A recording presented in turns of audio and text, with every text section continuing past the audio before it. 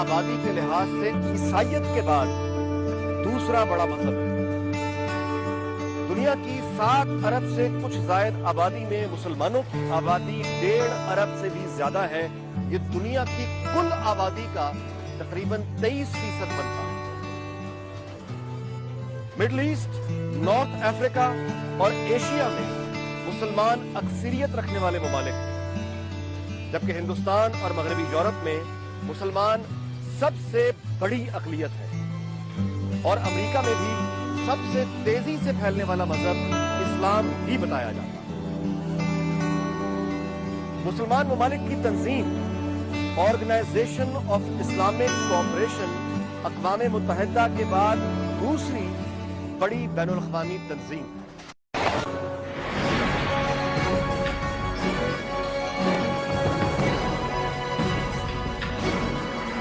سورہ بقرہ کی آیت میں اللہ جل جلالہ فرماتے ہیں کان الناس امتاً واحدتاً، جس کا مفہوم یہ ہے کہ پوری انسانیت امت واحدہ۔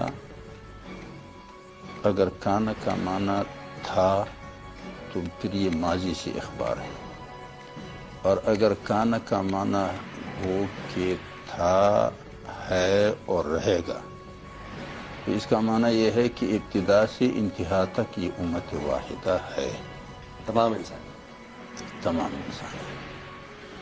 کیونکہ عربی لغت میں کان جیسے کہ ہم اردو میں تھا تو یہ ماضی کا اخبار ہوتا ہے، اور اگر کان کا معنی جیسے کہ کان اللہ غفور الرحیم، اس کا معنی یہ ہے کہ ازل سے لے کر کے ابد تک اللہ غفور الرحیم ہے، تو کانا کا یہ بھی مفہوم ہے۔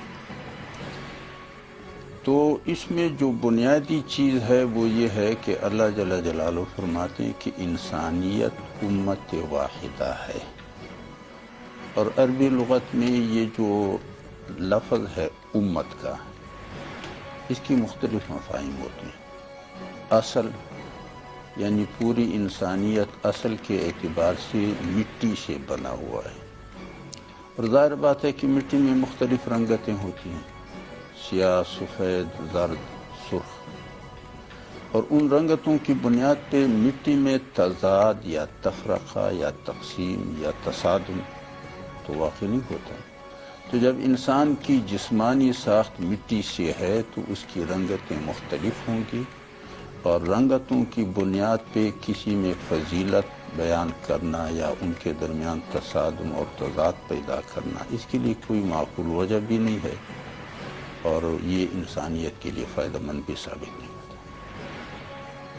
لیکن مٹی سے جب پانی مل جاتا ہے، جو جب پہلی حیات اس میں آتا ہے وہ نمو کا ہے، یعنی سبزہ، جڑی بوٹی، درخت، اور درخت اور سبزی یا جڑی بوٹی میں جب اس کا جڑ ایک ہوتا ہے تو چاہے اس سے تنکے جتنے بھی اٹھیں اور شاخیں جتنی بھی اٹھیں، لیکن جب جڑ ایک ہے تو اس کو ایک ہی درخت کہا جاتا ہے۔ تو انسانی شجر جو ہے یا درخت جو ہے، اس کا جو جڑ ہے وہ آدم علیہ السلام کی واحد شخصیت ہے۔ حوا علیہ السلام کی تخلیق بھی اسی سے ہوئی ہے۔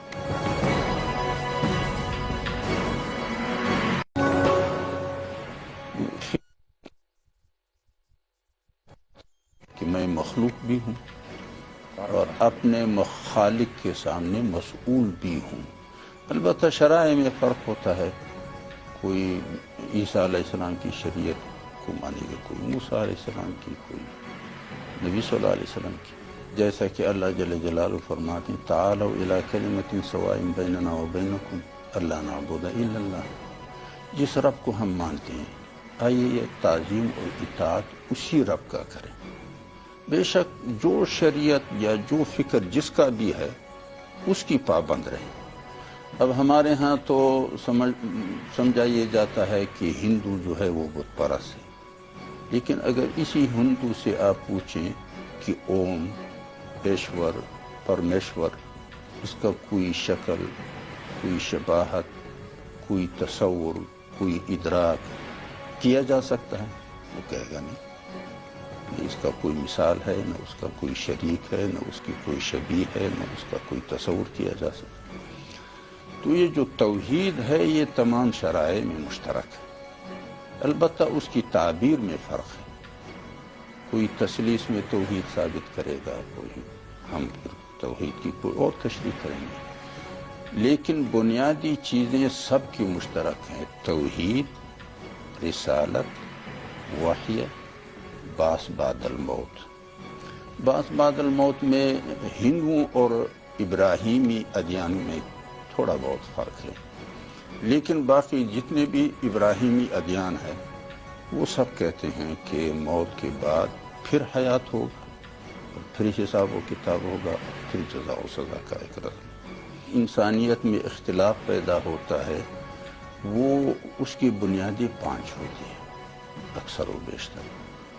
ایک تو میں اکثر دوستوں سے کہتا ہوں کہ جو اختلاف واقع ہوتا ہے وہ شرائع کے درمیان جنت پہ ہوتا ہے۔ مثلا ہر ایک شریعت کا ماننے والا کہتا ہے کہ جنت تو ہمارے نام الاٹ ہوا ہے، اور باقی کسی دوسرے نے تو ہمارے جنت میں آنا ہی نہیں۔ جیسے کہ اللہ جل جلالہ فرماتے ہیں وقالت اليهود ليست النصارى على شيء وقالت النصارى ليست اليهود على شيء وقالوا لن يدخل الجنة الا من كان هودا او نصارى۔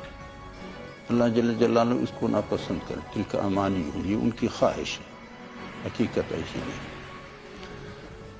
تو اس سلسلے میں اگر ہم یہ سوچیں کہ جس جنت پر ہمارے درمیان اختلاف ہے یہ موت کے بعد ہوگا، اور موت کے بعد اگر آپ اسی شخص سے پوچھیں جو دعویٰ کرتا ہے کہ جنت ہمارے الاٹ ہو چکا ہے، کہ آپ کو خود جنت ملے گا، تو وہ شاید کہے کہ پتہ نہیں۔ تو پھر معلوم یہ ہوا کہ جنت ہمارے دسترس کی نہیں ہے، جو موت کے بعد کی جنت ہے اس کا اپنا مالک ہے، جس کو دینا چاہیں، جس کو نہ دینا چاہیں۔ لیکن ہمارے دسترس کا جو جنت ہے وہ اس دنیا کا امن ہے۔ ہر ایک شریعت کا جو عالم ہوتا ہے اس کی ذہنیت یہ ہوتی ہے کہ میں چاہے اپنے علم پہ عمل کروں یا نہ کروں، لوگوں کو اس سے کوئی غرض نہیں، لیکن میری اس حیثیت کو مان لیا جائے کہ اس شریعت کا اصل ترجمان میں ہوں۔ اب یہ بات کوئی عالم بہت بڑا عالم بنتا ہے تو وہ مجتہد کے درجے سے آگے نبی کے درجے پہ نہیں پہنچ سکتا۔ مجتہد کبھی اجتہاد میں صحیح بھی ہوتا ہے، کبھی اجتہاد میں غلط بھی ہوتا ہے۔ لہذا جو اصول مسلم ہے وہ یہ ہے کہ ہر عالم اور مجتہد پر اپنے علم اور اجتہاد پہ عمل واجب ہے، لیکن اس کے علم اور اجتہاد کو دوسروں پہ تحمیل کرنا یہ اس کا حق نہیں۔ سیاستدانوں کی غلط سیاسی روش ہے، وہ یہ ہے کہ وہ لوگوں کو یہ نہیں بتاتے ہیں کہ بحیثیت ایک انسان تمہارا فرض کیا بنتا ہے، بحیثیت ایک شریک کے یا شریک سفر کے یا شریک کاروبار کے یا ہم وطن کے یا ہمسائے کے تمہارا کیا فرض بنتا ہے، اور اس فرض کو تم نے لازماً ادا کرنا ہے، کوئی اپنا فرض ادا کرے یا نہ کرے، یہ نہیں بتاتے۔ بتاتے ہیں تو یہ بتاتے کہ یہ تمہارا حق ہے، دوسروں سے چھین کے لو۔ اور میرے خیال میں اس قسم کی ذہنیت یا اس قسم کی ترغیب اور دعوت نہ کسی شریعت میں ہے اور نہ کسی سیاسی نظریے میں، کوئی جو سنجیدہ سیاسی نظریہ وہ یہ نہیں ہوتا ہے۔ ہمیشہ کے لیے ہر سنجیدہ سیاسی نظریہ انسانیت کو فرائض بتاتا بھی ہے اور اس کے ادا کرنے کی اختلاف کا باعث ہے وہ مقامی حکومتوں کا رویہ ہے۔ مقامی حکومتیں چونکہ اپنی پبلک کی سہولت اور ضرورت کو کم اور اپنے اقتدار اور مفاد کو زیادہ اہمیت دیتی ہیں، لہذا جب وہ ان پبلک کی نہ سہولت کے باعث ہوتے ہیں، نہ ضرورت مہیا کرتے ہیں، نہ ان کی ذہنیت کے ترجمان ہوتے ہیں، اور ان کو اپنے اقتدار اور مفاد کا فکر ہوتا ہے، تو وہ پھر کرتے یہ ہیں کہ ان کو آپس میں الجھا دیں، مذہب پہ علاقائیت پر، قومیت پر، جو بھی ہو، تاکہ وہ آپس میں الجھے رہے اور اپنی مصیبت میں وہ پھنسے رہے اور اس کے اقتدار کو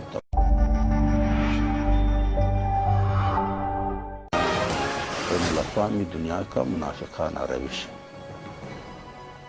کام بڑے بدصورت کرتے ہیں لیکن نام بڑے خوبصورت رکھ لیتے ہیں۔ کام فساد کا ہوتا ہے، نام رکھ لیتے ہیں جہاد کا۔ کام فروغ دہشت گردی کا ہوتا ہے، نام انسداد کا رکھ لیتے ہیں۔ تو اگر بین الاقوامی دنیا حقائق پہ بات کریں، منافقت پہ نہیں، تو یہ ایک اور سبب ہوگا جو انسانیت میں اختلاف کا باعث نہیں ہوگا۔